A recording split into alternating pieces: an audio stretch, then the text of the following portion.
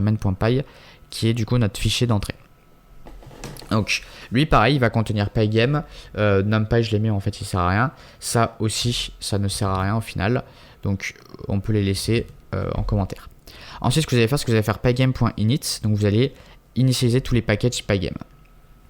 Ensuite vous allez avoir un fichier, une fonction main qui va contenir deux variables, donc board size ça va être la taille de notre tableau, vous savez le nombre de cases qu'il y a par ligne, moi j'ai mis le truc par défaut, 4.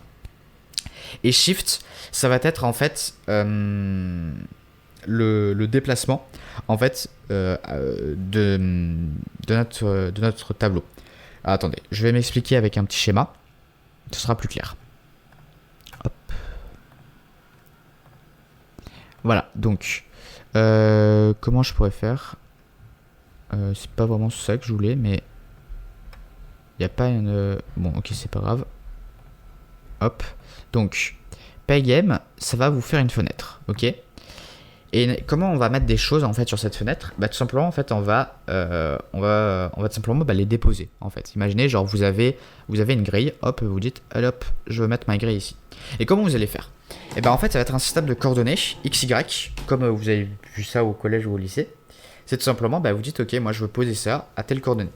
Et en fait le point de coordonnée en fait parce que là le point de coordonnée est où en fait? Si je dis moi je veux mettre en 50-50, est-ce que le 50-50 du coup ce sera au milieu du truc que je veux mettre? Est-ce que ce sera ici ou ici? Non, ce sera en fait en haut à gauche, le coin haut gauche de l'objet que vous voulez mettre. Donc c'est à dire que si vous mettez en 50-50, le point de coordonnée 50-50 il sera ici, là où j'ai fait ma petite croix un peu dégueulasse. Et tout le reste du coup ce sera le reste ici. Désolé. Et ensuite, comment fonctionne ce repère de coordonnées? Quels sont les axes? Et l'axe X, il est comme ceci. L'axe Y, attention, il est comme ceci. Ça veut dire que ici, l'axe Y, il augmente quand vous descendez vers le bas.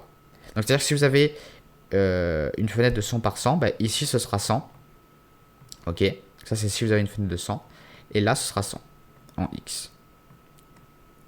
Et le 0,0, c'est ici, c'est le coin au gauche. Voilà. Comme ceci. Tout simplement. Voilà. Et donc du coup, le shift que j'ai mis en fait, moi c'est pour, en fait, moi ma grille, vous voyez, je veux pas la mettre tout en haut en fait. Moi je veux la mettre en Y, 150. Du coup, ce que j'ai fait, c'est que j'ai mis une variable shift qui me dit quel décalage en fait j'ai par rapport au haut. J'ai un décalage de 150 ou plutôt je mets en coordonnées y égale à 150. Le x, je mets en 0 tout simplement parce que je veux que ça colle en fait. Ok, moi je veux que toute ma grille elle fasse tout ça en fait.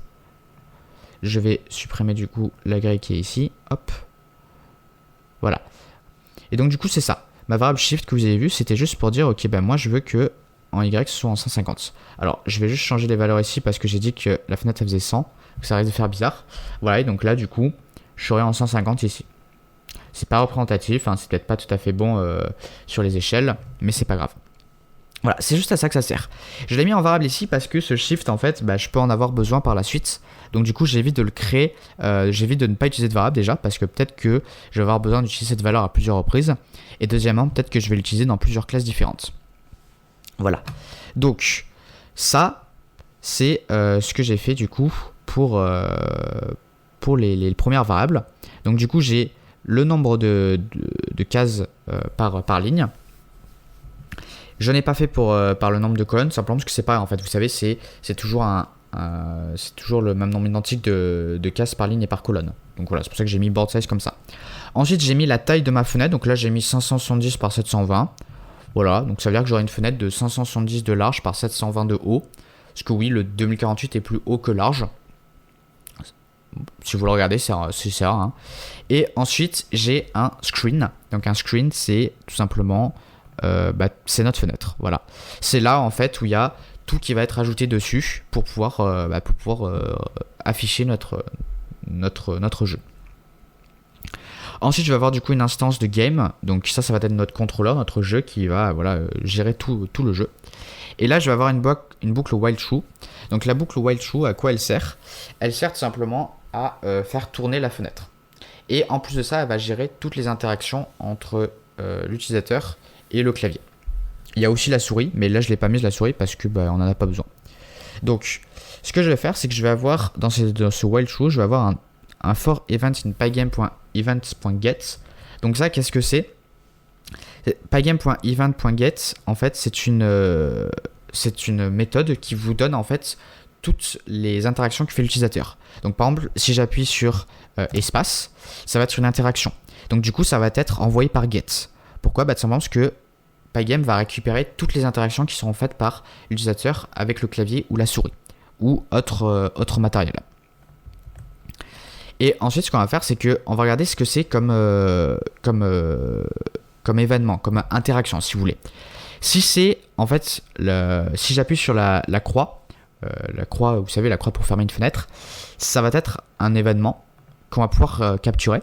Et ça, c'est important de le capturer, de le trouver, parce que si on appuie sur la fenêtre, du coup, il faut arrêter le jeu. Parce que là, vous voyez, on a une boucle while true, donc c'est pas génial. Et ça va être fait, du coup, grâce à la méthode pygame.event.get qui nous permet de savoir si l'utilisateur veut fermer la fenêtre ou pas. Donc si c'est le cas, on va quitter le programme, on va l'arrêter. Donc ça, c'est fait grâce à ces lignes de code là. En fait, on va regarder tous les événements qui vont avoir lieu. Donc les événements, c'est les interactions, ok.